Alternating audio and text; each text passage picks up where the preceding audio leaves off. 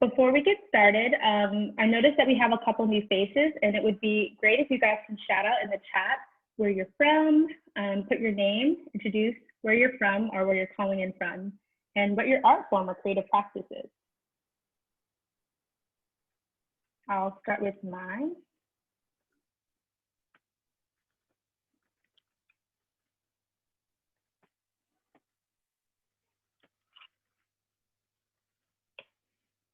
Be cool to just get an idea of like what everyone's working with.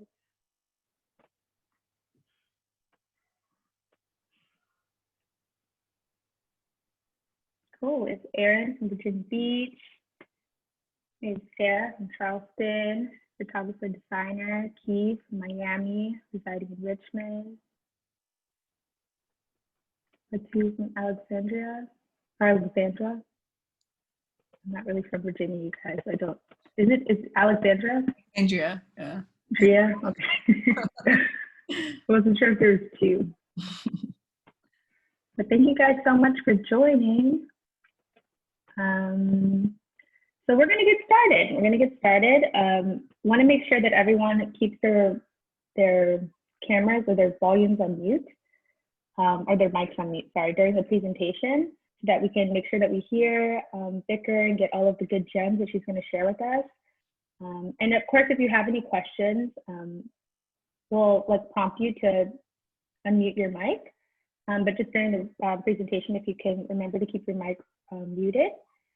And make sure that you have any questions, make sure you write down any questions, have a note or have a pen and paper, write some notes. If you have any questions for the end of the presentation, we'll definitely get to them. But we'll hand it off to you, Vicar. Thank you, Jazz. Before I start, I want to say thank you to Jazz and Sarah for having this platform. It's an amazing thing what you guys are doing. It's really great. So thank you for having me. I'm very thankful for this opportunity. And here we go. Okay. I'll be sharing my screen. And here we are. So hi everyone, my name is Fikr Zalalam. I was born and raised in Addis Ababa, Ethiopia. I started cooking when I was really young, about 13 years old. I would always cook with my dad, and it was one of the ways that we bonded together. So cooking has always been a way of expressing myself, connecting with family and friends. And cooking and food has led me to studying food security currently at GW. I am studying my MA. I'm studying for my MA in Sustainable Development, Agriculture, and Food Security.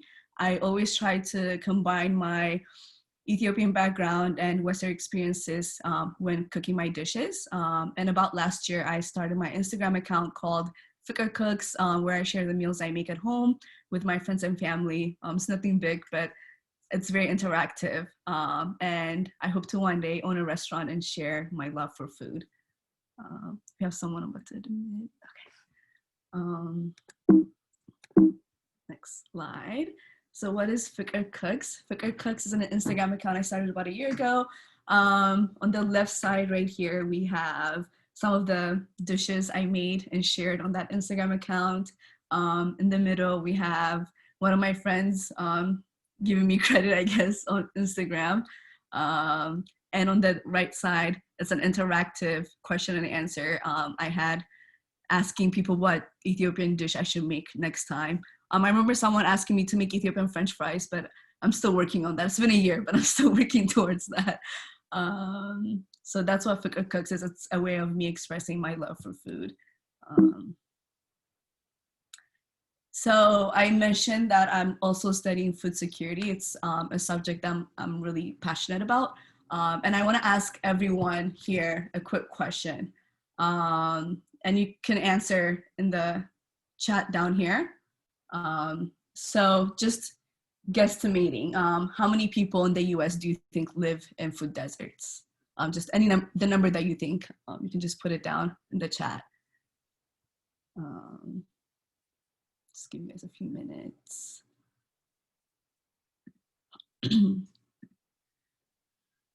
Okay, 100,000, 1 million, 40%. That's a big number. 75 million. Okay, I'll give you guys about a minute. It's actually 23 million people. So Sarah was close enough to the number. No, actually, no, that's it, 1%, I'm sorry. So it's 23 million people, almost 2.2% of all US households are food insecure. The next question is, how many people in the world do you think live in a food desert or are food insecure? This is globally, so internationally, how many people in the world are food insecure?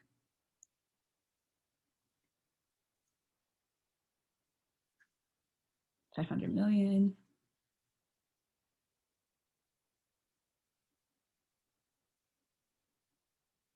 $723 million.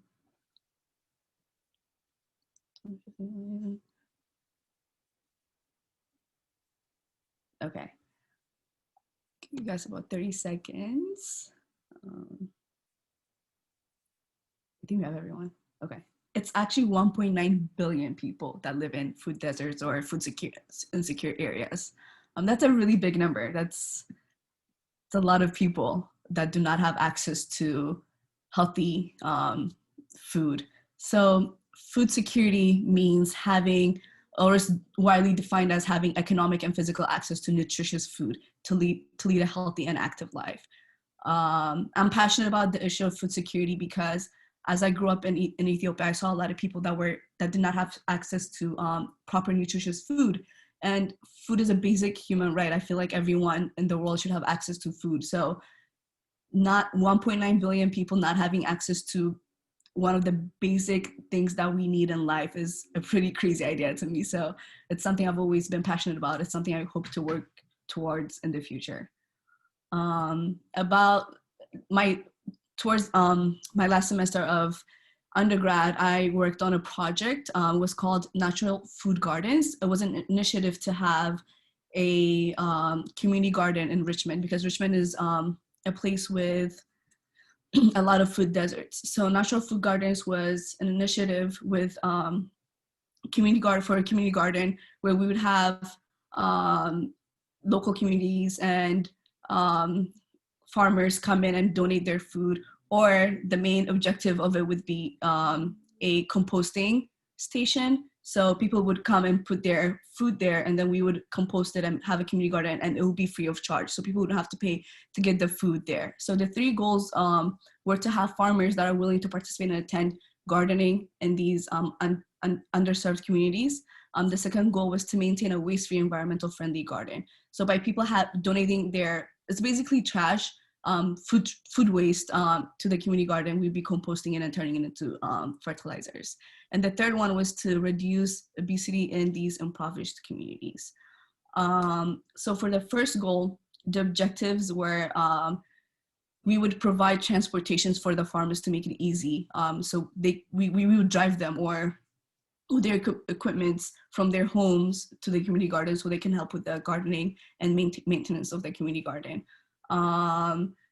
For the environmental aspect of it is educating volunteers and gardeners about sustainability and why that is important. And the objective for the third goal was to make sure that these gardens are very easily accessible, as well as that they are healthy foods as well.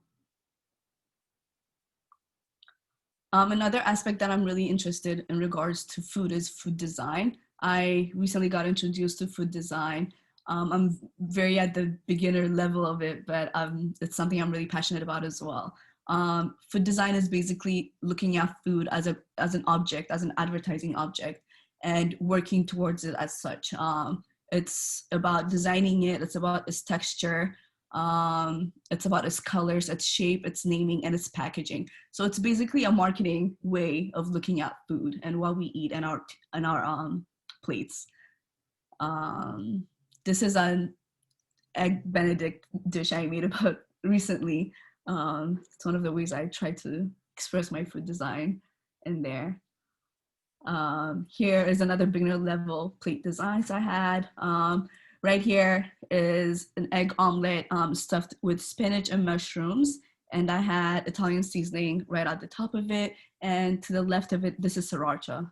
Just use a little spoon to like curve that little shape. Here I have a pasta dish. It's penne vodka with shrimp in it. That's Parmesan cheese and Italian seasoning on top as well.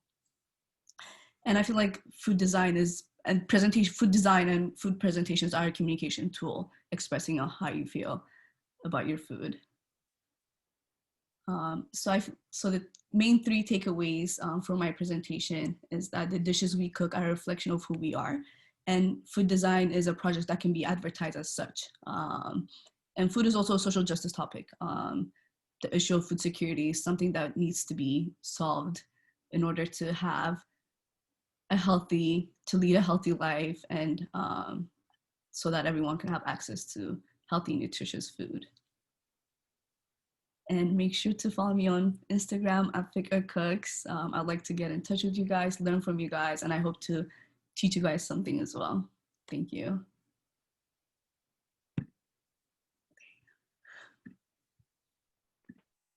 Awesome, awesome.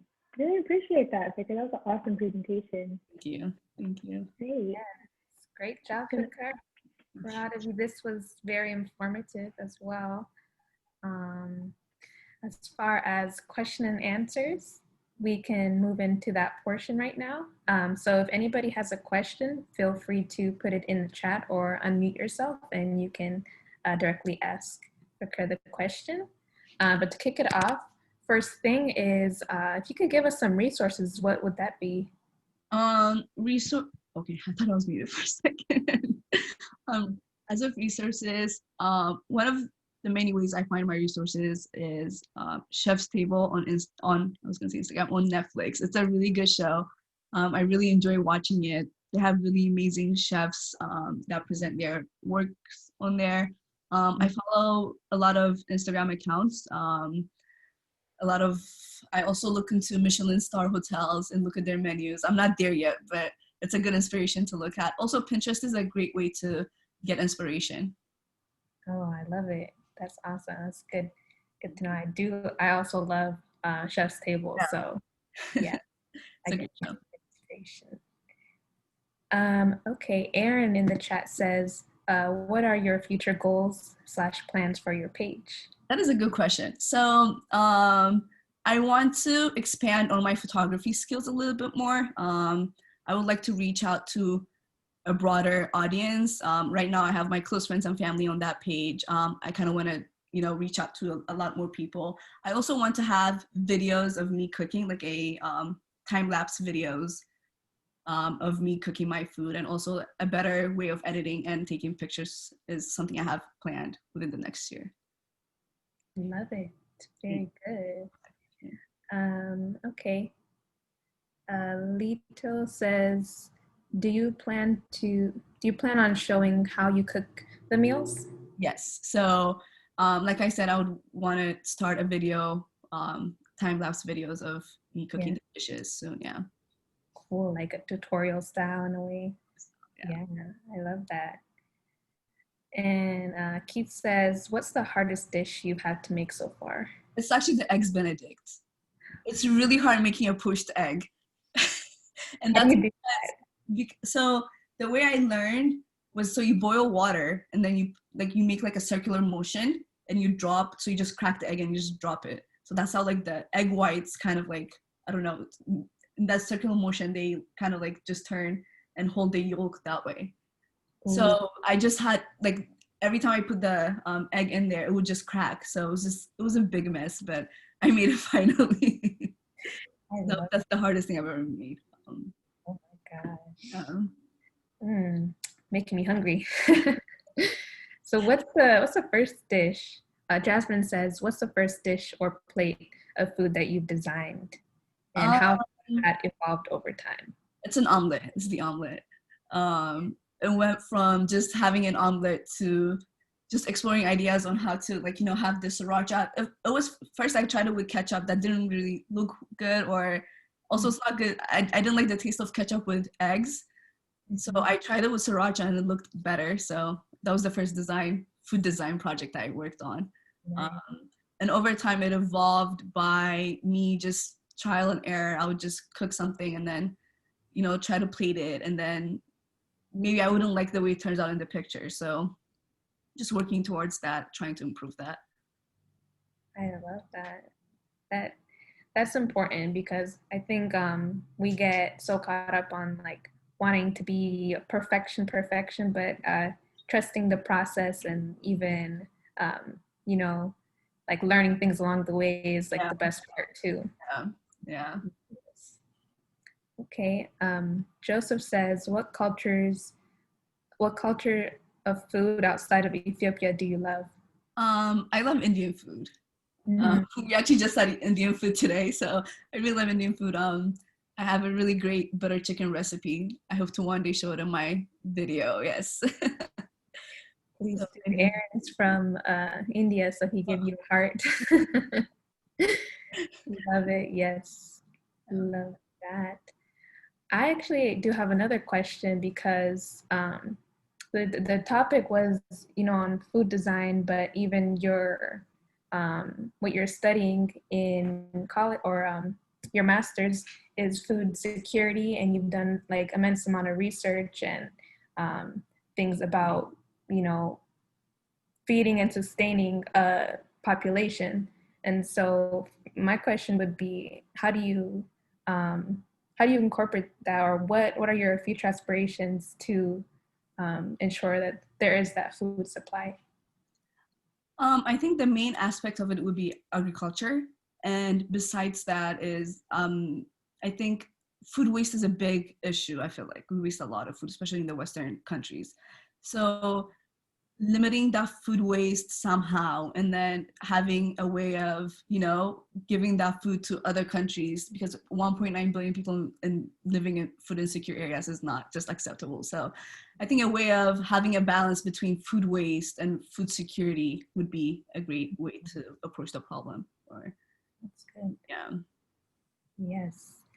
Okay, we got more questions.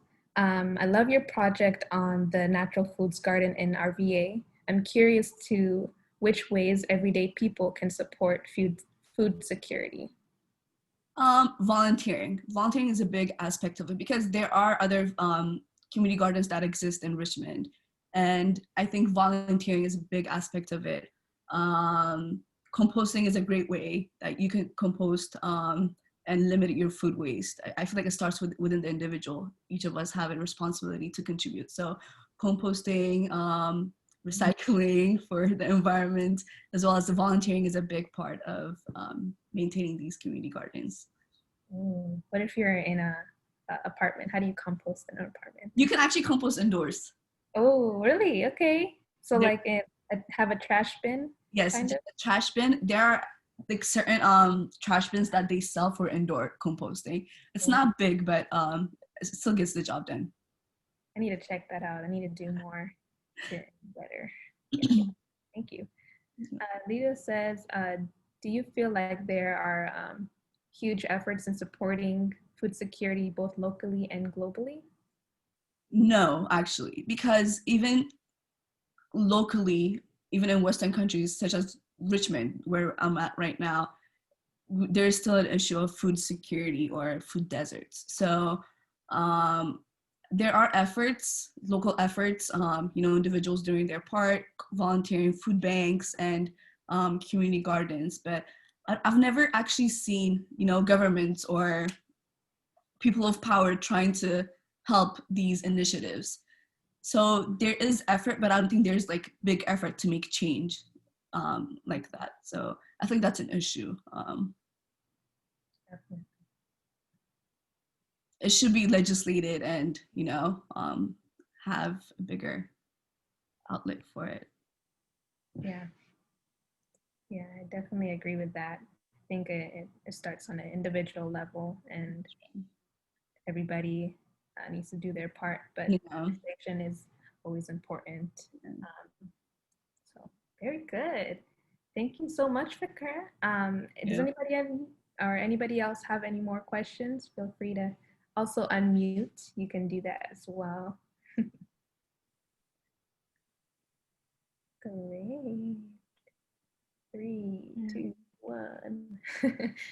All right. Such a good presentation, though, for sure. Thank you. And thank you everyone for coming. I appreciate you guys. Okay. Thank you. Such a great presentation. Learned a lot. Thank you. Yeah. Just wanted to let you guys all know to be sure to follow Fikr on Instagram if you have any questions, any other like follow-up information that you might want to know when it comes to food security or food design. She's the expert, so be sure to go to Fikr at Fikr Cooks on Instagram.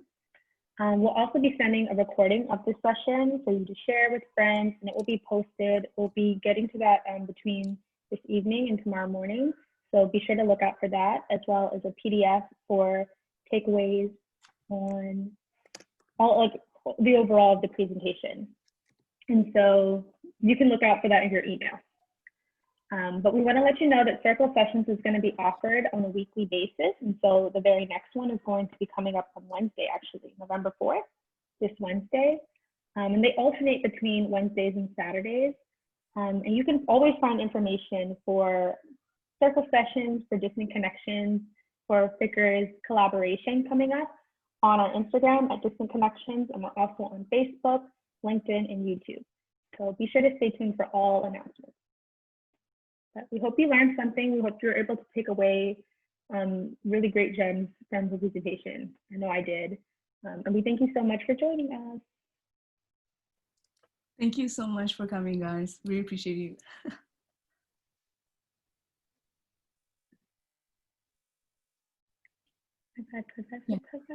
Bye-bye.